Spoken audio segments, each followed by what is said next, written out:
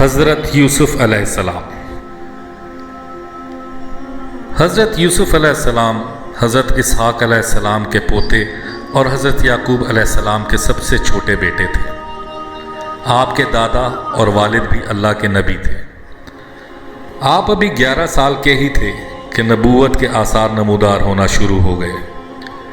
ایک تو حضرت یوسف علیہ السلام کو اللہ تعالیٰ نے ظاہری حسن و جمال سے بھرپور انداز میں فیضیاب کر رکھا تھا، دوسرے چھوٹے ہونے کی وجہ سے والد کو بہت ہی پیارے تھے۔ یہی وجہ تھی کہ وہ حضرت یوسف علیہ السلام کو کسی وقت بھی اپنی نظروں سے اوجھل نہ ہونے دیتے تھے۔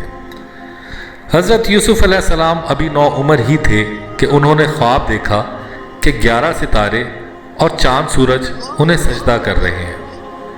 جب آپ نے یہ خواب اپنے والد صاحب کو سنایا تو وہ آپ سے اور بھی زیادہ پیار کرنے لگے۔ انہوں نے آپ کو سختی سے منع کر دیا کہ اپنے بڑے بھائیوں کو خواب نہ سنانا، کہیں ایسا نہ ہو کہ وہ شیطان کے فریب میں آ کر تیرے خلاف کوئی بری تدبیر کرنے لگ جائیں۔ بڑے بھائی پہلے ہی حضرت یوسف سے بہت زیادہ حسد محسوس کرتے تھے۔ اس حسد کی ایک وجہ یہ بھی تھی کہ حضرت یعقوب علیہ السلام آپ سے بے حد پیار کرتے تھے۔ ایک دن سب بھائیوں نے مل کر مشورہ کیا کہ یہ تو بہت بری بات ہے کہ باپ کی شفقت ہمارے مقابلے میں یوسف علیہ السلام پر زیادہ ہے۔ اگر یوسف کا خاتمہ کر دیا جائے تو شاید والد ہم سے زیادہ محبت کرنے لگیں۔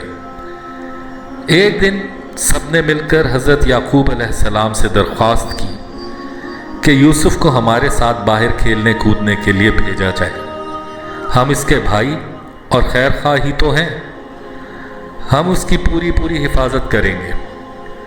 حضرت یعقوب نے کہا، مجھے اندیشہ ہے کہ تم اس کی حفاظت سے غافل ہو جاؤ گے اور یوں کوئی بھیڑیا اس کو نقصان نہ پہنچا دے۔ یہ سن کر بھائیوں نے جواب دیا کہ ہم طاقتور ہیں، ایسا نہیں ہو سکتا۔ آخر باپ نے دل پر پتھر رکھ کر یوسف علیہ السلام کو بھائیوں کے ساتھ بھیج دیا۔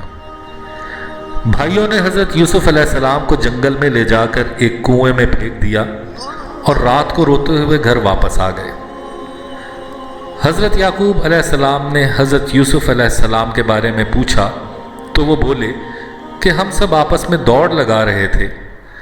یوسف علیہ السلام سامان کے پاس بیٹھے ہوئے تھے کہ ایک بھیڑیا آ کر اسے کھا گیا، اور ثبوت کے طور پر حضرت یوسف علیہ السلام کی خون آلود قمیض بھی باپ کے سامنے پیش کر دی۔ حضرت یعقوب علیہ السلام کے لیے سوائے صبر و شکر کے چارہ ہی کیا تھا۔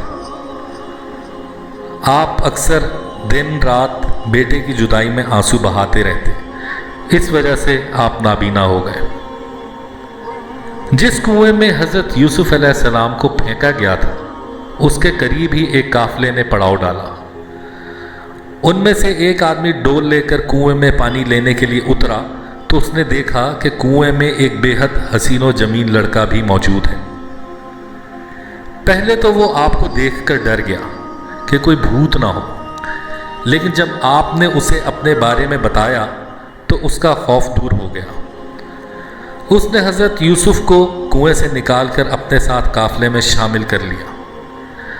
جب یہ قافلہ مصر پہنچا تو اس شخص نے حضرت یوسف علیہ السلام کو غلاموں کی منڈی میں فروخت کر دیا۔ آپ کو خریدنے والا مصر کے بادشاہ کا ایک درباری تھا۔ وہ آپ کو اپنے گھر لے گیا اور اپنی بیوی زلیخا سے کہا کہ ممکن ہے اس غلام سے ہمیں کوئی نفع پہنچے یا پھر ہم اسے اپنا بیٹا بنا لیں۔ زلیخا بھی آپ کے حسن و جمال سے بہت متاثر ہوئی۔ شروع میں تو اس نے آپ کا بہت خیال رکھا، لیکن پھر وہ بھی آپ سے بے حد حسد محسوس کرنے لگی۔ وہ جب اپنے شوہر سے آپ کی تعریف سنتی تو اسے بالکل بھی اچھا نہ لگتا۔ ایک دن اس نے آپ پر جھوٹا الزام لگوا کر آپ کو قید میں ڈلوا دیا۔ حضرت یوسف علیہ السلام ایک طویل عرصہ قید کی سختیاں برداشت کرتے رہے۔ آپ اپنی ہر مشکل پر صبر کا رویہ اختیار کیے رکھتے اور دوسروں کے ساتھ ہر ممکن حد تک اچھا سلوک کرتے۔ قید خانے میں آپ ہر وقت عبادت میں مشغول رہتے اور دوسروں کے کام آنے کی ہر ممکن کوشش کرتے۔ آپ نے اپنے حسن سلوک سے بہت جلد دوسرے قیدیوں اور قید خانے کی انتظامیہ کے دل میں اپنے لیے جگہ بنا لی۔ سب لوگ آپ کی عزت کرنے لگے۔ دوسرے قیدیوں کے علاوہ ایک شاہی باورچی اور بیرا بھی آپ کے ساتھ قید تھے۔ ان کے خلاف یہ الزام تھا کہ انہوں نے بادشاہ کو زہر دینے کی کوشش کی ہے۔ دونوں حضرت یوسف علیہ السلام کے اخلاق سے بہت متاثر تھے۔ انہیں بھی معلوم ہو چکا تھا کہ آپ کے پاس خوابوں کی تعبیر کا علم ہے۔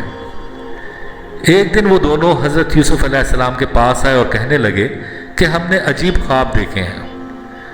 بیرے نے کہا، میں نے دیکھا کہ میں بادشاہ کو انگور کا رس پلا رہا ہوں۔ باورچی نے اپنا خواب بیان کرتے ہوئے کہا، اور میں نے دیکھا ہے کہ میرے سر پہ روٹیاں ہیں اور پرندے ان کو نوچ نوچ کر کھا رہے ہیں۔ دونوں نے اپنا اپنا خواب بیان کرنے کے بعد حضرت یوسف علیہ السلام سے تعبیر پوچھی۔ حضرت یوسف علیہ السلام نے فرمایا کہ بیرا تو رہا ہو کر پھر بادشاہ کی ملازمت میں چلا جائے گا، لیکن باورچی کو سزائے موت دے دی جائے گی۔ آپ نے بیرے سے کہا کہ جب وہ رہا ہو کر بادشاہ کے دربار میں جائے تو اسے آپ کی بے گناہی کا یقین دلائے۔ بیرے نے وعدہ کیا کہ وہ ایسا ہی کرے گا۔ کچھ ہی عرصے بعد باورچی کو سولی پر لٹکایا گیا اور بیرا رہا ہو گیا، مگر رہا ہونے کے بعد اس وعدے کو بھول گیا جو اس نے حضرت یوسف علیہ السلام سے کیا تھا۔ حضرت یوسف علیہ السلام مزید چند سال جیل میں رہے، لیکن کسی کو ان کی رہائی کا خیال نہ آیا۔ اتفاق سے ایک دن بادشاہ نے خواب دیکھا کہ 7 دبلی پتلی گائیں 7 موٹی تازی گایوں کو کھا رہی ہیں۔ اس نے خواب میں گندم کی 7 سبز اور 7 خشک بالیں بھی دیکھی۔ بادشاہ نے شاہی نجومیوں سے اس خواب کی تعبیر پوچھی، مگر کوئی بھی صحیح جواب نہ دے سکا۔ اس موقع پہ شاہی بیرے کو حضرت یوسف علیہ السلام اور آپ کے ساتھ کیا ہوا اپنا وعدہ یاد آ گیا۔ اس نے بادشاہ کو بتایا کہ جیل میں ایک ایسا نوجوان قید ہے جو خواب کی 100% سچی اور درست تعبیر بیان کرتا ہے۔ اگر آپ اجازت دیں تو میں اس سے آپ کے خواب کی تعبیر معلوم کراتا ہوں۔ بادشاہ نے اسے اجازت دے دی۔ بیرا حضرت یوسف علیہ السلام سے جا کر ملا اور بادشاہ کا خواب بیان کیا۔ حضرت یوسف علیہ السلام نے فرمایا کہ اس خواب کی تعبیر یہ ہے کہ 7 سال تو تمہارے ملک میں خوشحالی رہے گی اور 7 سال سخت قحط پڑے گا۔ خوشحالی کے دور میں بارش بکثرت ہوگی اور اناج بھی بکثرت پیدا ہوگا۔ جب اس شخص نے یہ تمام واقعہ بادشاہ کو سنایا تو اس نے کہا کہ حضرت یوسف ان کو قید خانے سے نکالا جائے۔ جب وہ شخص حضرت یوسف علیہ السلام کے پاس آیا تو آپ نے فرمایا کہ پہلے جا کر بادشاہ سے پوچھو کہ مجھ پر جھوٹا الزام لگانے والی عورت کا کیا معاملہ ہے جس کی شکایت میں مجھے اتنا عرصہ بے گناہ قید کاٹنی پڑی۔ حضرت یوسف علیہ السلام کا پیغام ملتے ہی بادشاہ نے فوراً زلیخا اور اس کے خامد کو طلب کیا۔ اس تمام عرصے کے دوران زلیخا کو بھی اپنی غلطی کا احساس ہو چکا تھا اور وہ بہت شرمندہ تھی۔ اس نے بادشاہ کے سامنے اعتراف کر لیا کہ حضرت یوسف علیہ السلام کا کوئی قصور نہ تھا، بلکہ وہی ان سے حسد میں مبتلا تھی۔ جب حضرت یوسف علیہ السلام کی بے گناہی ظاہر ہو گئی تو بادشاہ مصر نے حکم دیا کہ حضرت یوسف علیہ السلام کو عزت کے ساتھ لایا جائے۔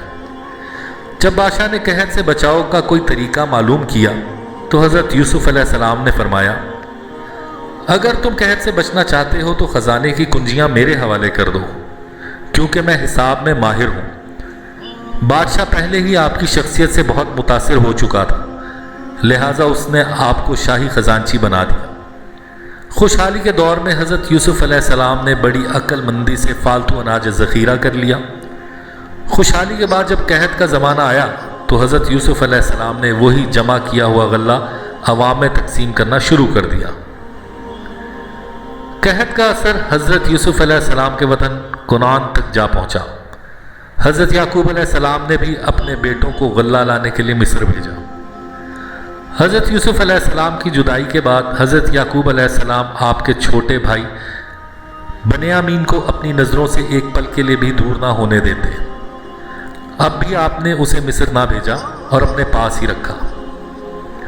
جب حضرت یوسف علیہ السلام کے بھائی مصر پہنچے تو حضرت یوسف علیہ السلام نے تو ان کو پہچان لیا مگر وہ آپ کو پہچان نہ سکے۔ حضرت یوسف علیہ السلام نے بھائیوں سے کہا کہ اگلی دفعہ ہو تو اپنے بھائی بنیامین کو بھی ساتھ لانا، تم کو بہت سا غلہ دیا جائے گا، اور اگر تم اس کو نہ لائے تو تم کو اناج نہیں ملے گا۔ جب سب لوگ کنعان واپس پہنچے تو انہوں نے حضرت یعقوب علیہ السلام سے کہا، ابا جان، اب ہمیں اسی صورت میں غلہ مل سکتا ہے کہ بنیامین بھی ہمارے ساتھ مصر جائے، ہم اس کی پوری حفاظت کریں گے۔ حضرت یعقوب علیہ السلام نے کہا کہ مجھے اب تم پر اعتبار نہیں رہا، کیونکہ اس سے پہلے تم اس کے بڑے بھائی یوسف کو بھی ایسے ہی وعدہ کر کے لے گئے تھے۔ جب بھائیوں کا اصرار حد سے بڑھ گیا تو حضرت یعقوب علیہ السلام نے فرمایا کہ جب تک تم بنیامین کی حفاظت کا عہد نہ کرو میں اسے تمہارے ساتھ نہیں بھیجوں گا۔ سب بھائیوں نے بنیامین کی حفاظت کا وعدہ کیا تو حضرت یعقوب علیہ السلام رضامند ہو گئے۔ ساتھ ہی آپ نے انہیں مشورہ دیا کہ وہ مصر میں ایک ہی دروازے سے داخل نہ ہوں بلکہ الگ الگ دروازوں سے داخل ہوں۔ باپ کی نصیحت پر عمل کرتے ہوئے سب بھائی مختلف دروازوں سے مصر میں داخل ہوئے۔ اتفاق سے جس دروازے سے بنیامین داخل ہوئے اسی دروازے پر حضرت یوسف علیہ السلام موجود تھے۔ یوں دونوں کو اکیلے میں ملاقات ہو گئی۔ حضرت یوسف علیہ السلام نے بنیامین کو بتایا کہ میں ہی تمہارا گمشدہ بھائی یوسف ہوں اور میں تمہیں اپنے پاس رکھنا چاہتا ہوں۔ اس وقت مصر میں کسی اجنبی کو اسی صورت میں روکا جا سکتا تھا جب وہ کوئی جرم کر لیتا، اس کے علاوہ کوئی صورت بھی نہ تھی۔ حضرت یوسف علیہ السلام نے چپکے سے اناج ناپنے والا قیمتی برتن بنیامین کے سامان میں چھپا دیا۔ جب سب بھائیوں نے غلہ باندھ لیا تو شور مچ گیا کہ غلہ ناپنے کا شاہی برتن گم ہو گیا ہے۔ سپاہیوں نے حضرت یوسف علیہ السلام کے حکم پر ان سب بھائیوں کو گرفتار کر لیا۔ تلاشی لینے پر بنیامین کے سامان سے وہ برتن مل گیا۔ حضرت یوسف علیہ السلام نے قانون کے مطابق بنیامین کو اپنے پاس روک لیا۔ اس طرح بنیامین کی اپنے بھائی کے ساتھ رہنے کی صورت پیدا ہو گئی۔ سب بھائی حیران ہو گئے کہ اب کیا کیا جائے۔ انہوں نے بہت منت کی کہ ہمارا باپ بوڑھا اور اندھا ہے، وہ بیٹے کا غم برداشت نہ کر سکے گا۔ یہ سن کر حضرت یوسف علیہ السلام نے اپنی قمیض ان کو دے دی اور کہا، میری قمیض اپنے والد کے چہرے پر ڈال دینا، ان کی آنکھوں کی روشنی واپس آ جائے گی، اور اگر ہو سکے تو ان کو اپنے ساتھ لے آنا۔ جب یہ بھائی گھر پہنچے تو انہوں نے حضرت یعقوب علیہ السلام کے چہرے پر حضرت یوسف علیہ السلام کی قمیض ڈال دی۔ اللہ کی قدرت سے ان کی آنکھوں کی بینائی اسی وقت واپس آ گئی اور آپ کو سب کچھ نظر آنے لگا۔ حضرت یعقوب علیہ السلام نے اپنے بیٹوں سے کہا، مجھے ابھی اور اسی وقت بنیامین کے پاس لے چلو۔ اب یہ سب مصر میں حضرت یوسف علیہ السلام کے پاس آ گئے۔ حضرت یوسف علیہ السلام اپنے والد سے مل کر بہت خوش ہوئے اور انہیں ساری حقیقت بتا دی۔ حضرت یعقوب علیہ السلام ان کو اپنے سب بیٹوں کو ایک جگہ دیکھ کر بے حد خوشی ہوئی۔ حضرت یوسف علیہ السلام کے شان اور دبدبے کو دیکھ کر ان کے 11 بھائی اور ان کے والد آپ کے سامنے جھک گئے۔ اس طرح وہ خواب پورا ہوا جس میں آپ نے دیکھا تھا کہ 11 ستارے آپ کے بھائی اور سورج چاند والدین آپ کو تعظیماً سجدہ کر رہے ہیں۔ اس کے بعد وہ سب خوشی خوشی مصر میں رہنے لگے۔